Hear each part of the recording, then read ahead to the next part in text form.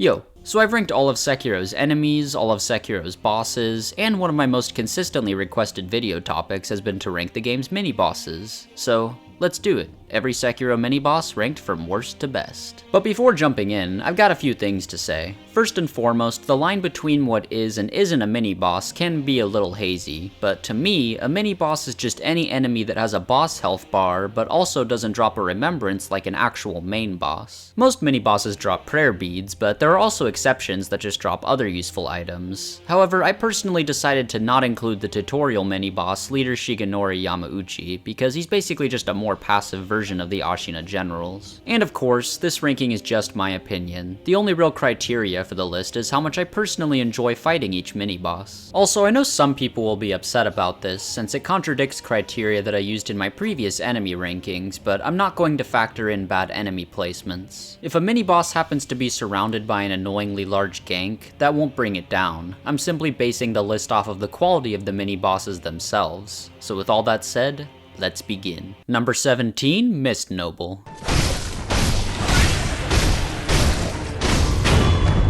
Number 16, Okami Leader Shizu. So while this mini-boss and Mist Noble are both practically just R1 spamming simulators, the reason why this one is higher is because I actually really like the gimmick leading up to it. With Mist Noble, the reason why the fight is basically non-existent is because the actual danger of him is supposed to come from the enemies that he summons outside. However, avoiding these enemies is insanely easy. If you take the proper path to get to him, then there's a good chance you won't even see any of them. But the Okami leader actually affects the level design in a cool way. Before fighting her, if you attempt to swim in the water of Fountainhead Palace, then she'll smite you out of there with a lightning strike. But once she's defeated, then you're free to go wherever you want and use the water to make it to the end of the area. But obviously, aside from that whole gimmick, there isn't much to say. She does have the ability to kick balls at you and sometimes infuse them with lightning, but once you actually get up close, it's over pretty fast. Number 15, Blazing Bowls. Well, it was fun. Not anymore though, is it? Is it? No, not by No, it's not fun anymore, not even a little bit.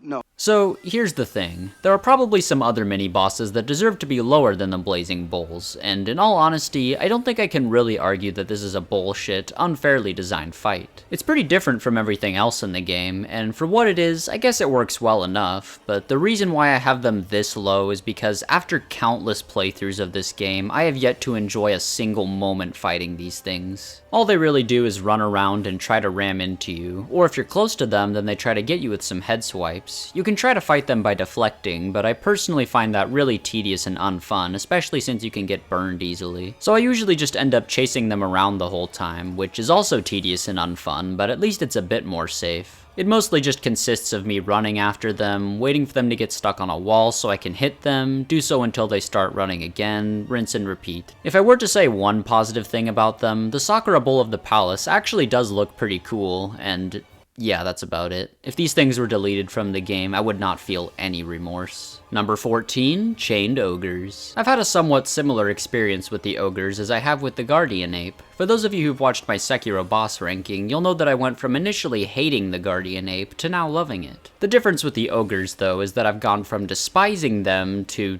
tolerating them. Honestly, to this day, it's hard to say how I really feel about them. I definitely think the first one was placed too early in the game, as I think it's a bit too demanding on newcomers, and when it comes to the fight itself, I'd almost be tempted to say that it's a solid encounter, but the number one thing that I can't get over is the grab hitboxes. Sometimes dodging the grabs feels totally fine, but other times the hitboxes are just really crossing that line where I almost feel like I can't quite call them bullshit, but I honestly think they are. Other than that, I just don't really have anything nice to say about them. Deflecting can work decently well, but putting myself in a position where I'm at the mercy of the grab just feels too sketchy. So the best way to deal with them is either with a bitchy hit and run strat, or just strafing, which actually works really well. The one small smidge of credit I will give them is how they introduce you to the idea of certain enemies being weak to specific prosthetic tools. By eavesdropping on the guys near the first one, you can hear them talk about how fire works well against him, and of course, using Flame Vent makes the fight way easier. Honestly, abusing him with this tactic is probably the most fun you'll get out of the fight anyway, so just enjoy it. Number 13, Underwater Headless. Let's start by naming the things I like about these guys. I like that their existence makes it so that there's at least one decently interesting foe to fight underwater. I like some of their unique attacks like the big vortex grab. I like how you and them do a little synchronized flip together when you deathblow them.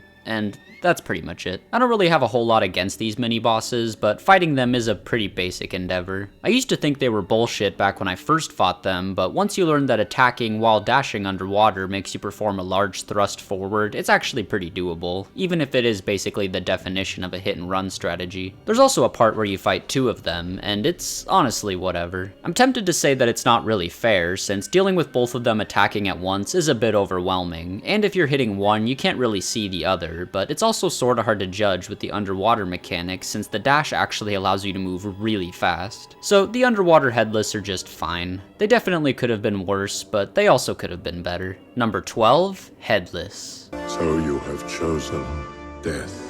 Okay, obviously there's a lot to despise about these guys. Forcing your movement to be limited when you're close to them is shitty, needing to use an item to reasonably defeat them is whack, the attack where they teleport behind you to do a grab is unfair to newcomers, plus it breaks the pace of the fight even when you're good at it, and the terror buildup is just the cherry on top. These guys have so much going against them, and I wouldn't be surprised if they were most people's choice for the worst mini-boss in the game. So why the hell do I have them placed this high on the list? Well, like I said in the intro, the main criteria for this list is simply how much fun I get out of each mini-boss, and while I think the learning curve for the headless is genuinely atrocious, once you know what you're doing, I actually think fighting them can be decently fun. This is the first mini-boss on the list that actually puts a large emphasis on deflecting. Granted, messing up your deflects is definitely too punishing, but when you get in a good rhythm, I just can't deny that I get a lot of enjoyment out of it. Like, look at this. That kinda goes hard. So, while I definitely wouldn't argue that the headless is actually good, I would be lying if I said that I didn't enjoy it more than all the mini-bosses so far. But luckily, I think everything from this point on actually is good, so let's get to the fun stuff. Also me and him needing the same thing for real. Number 11, Shinobi Hunter Enshin. While there isn't a whole lot to this guy, there also really isn't anything bad I can say about him. On a first playthrough, I think he works pretty well as a tutorial for thrust attacks, which is especially helped by the fact that he sometimes makes his thrusts super obvious by stepping back and doing a big, long-ass wind-up. And if you've unlocked Mikiri counter by that point in the game, then you can make insanely short work of him. Other than that, he has some good quick attacks and a sweep. It's pretty solid stuff. The only reason he isn't higher is because, well, his health and posture bars are pretty damn small. Like I said, as a tutorial, I think he works well, but on subsequent playthroughs, you may not even realize that he's a mini-boss. Speaking of which, I'm pretty sure the Spear Monk enemies actually have the same moveset as him, which is cool since I like it. Number 10, Long Arm Centipedes. This was definitely one of the hardest mini-bosses to place on the list, for an obvious reason. The thing is, I can't deny that I enjoy fighting them. Their fast-paced aggression and the sound of hearing rapid-fire deflects is so satisfying.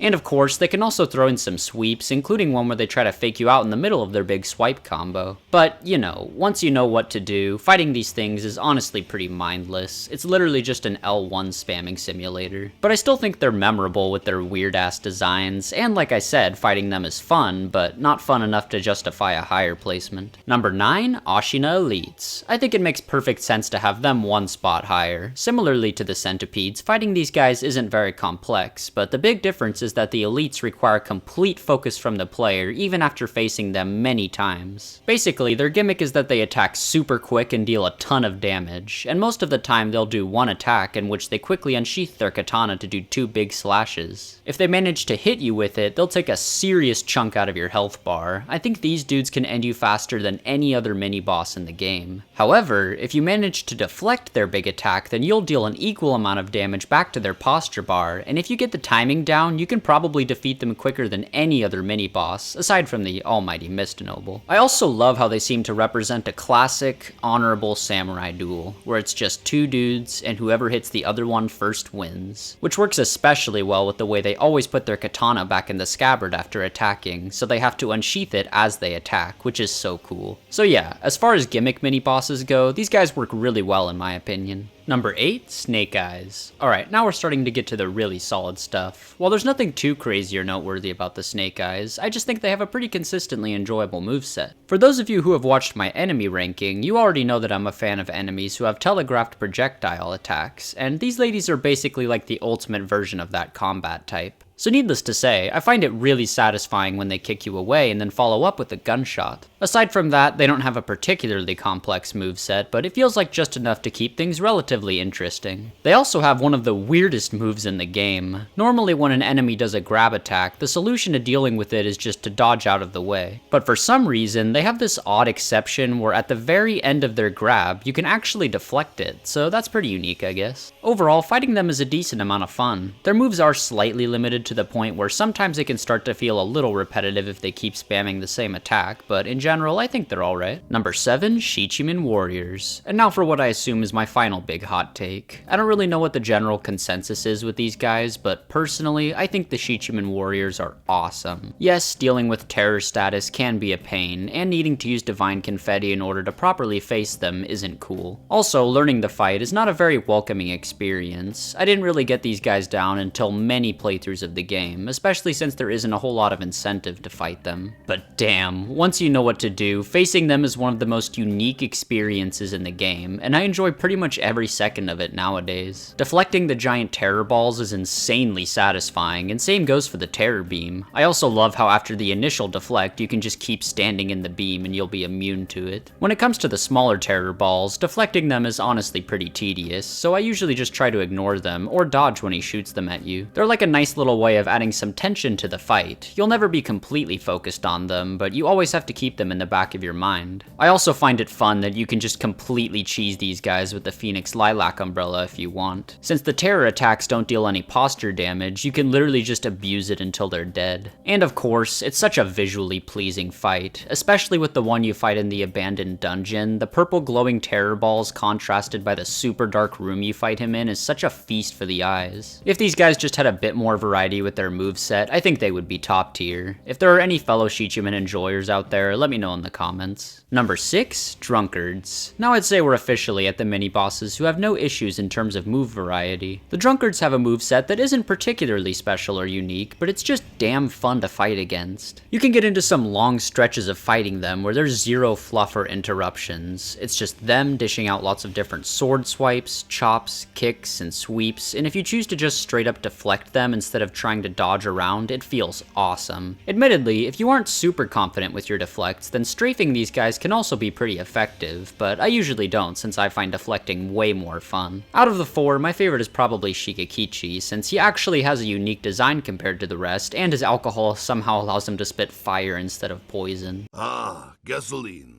But I also love charging into battle with this dude when fighting the first one. Plus, if you manage to keep him alive after defeating the regular enemies, then Juzuo doesn't really stand a chance against the two of you at once. It almost feels like cheesing. So yeah, I think the Drunkards are a pretty good addition to the game. Number 5, Lone Shadows. I think these ninjas are just one of the most solid foes that FromSoft has ever concocted. In a way, I'd say that they aren't quite as memorable as their regular enemy versions, since these ones don't have scenarios where they sneak around and you see them fighting against the Ashina soldiers, but obviously they're still just as fun to face in combat. They have such an aggressive pace to their moveset, which fits perfectly into Sekiro's playstyle. They also come with a few different gimmicks, such as poison attacks, using sugars, or whistling for dogs to help them, unless you throw a shuriken fast enough to stop them. And of course, they have a kick attack that you can Makiri counter, which is really fun to pull off. And honestly, that's all I have to say about them. They're just solid mini-bosses that do a good job of holding your attention and never really get boring to fight. Number 4, Ashina Generals. Similarly to the enemy ranking, I know a fair amount of people are going to find this placement weird, but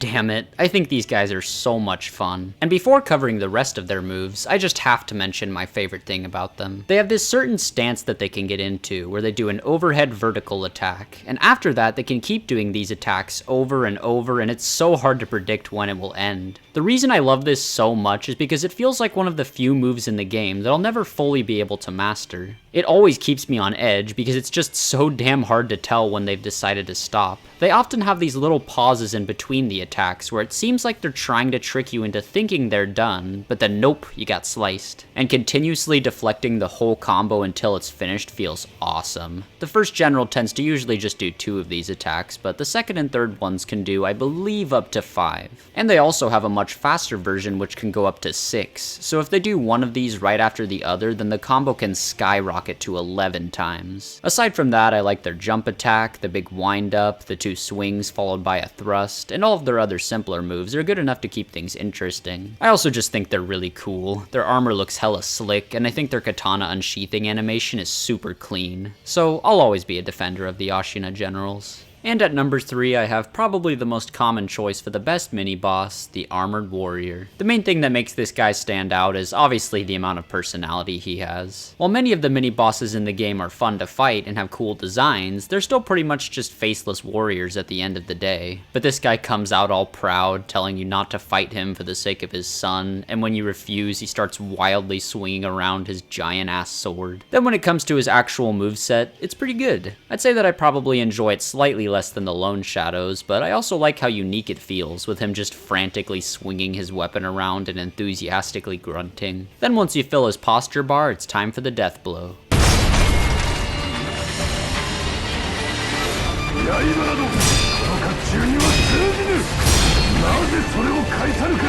Oh, he actually had some reasoning behind hyping himself up. Then once you realize how to defeat him, it isn't too much of a hassle, but it's still satisfying to pull off.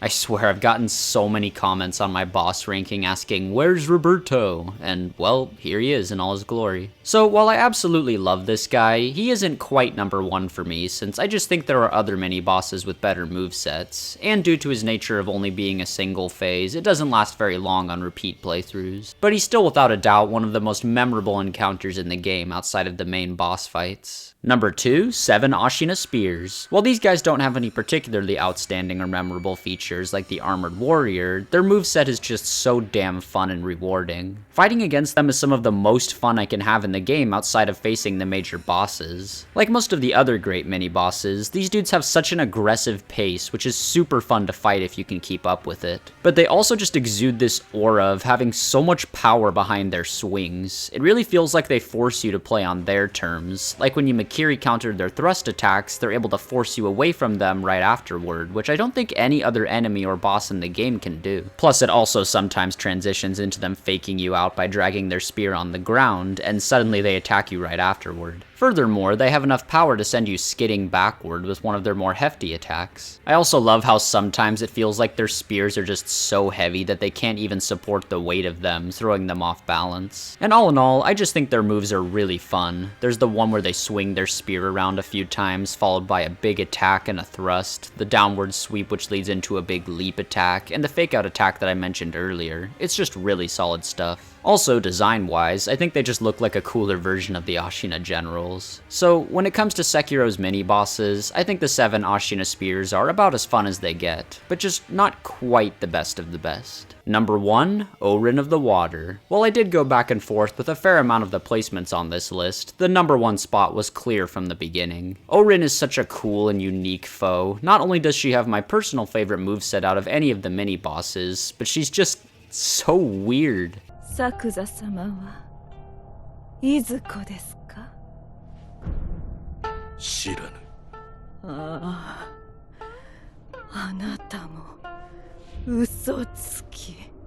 どうして皆隠すのですか？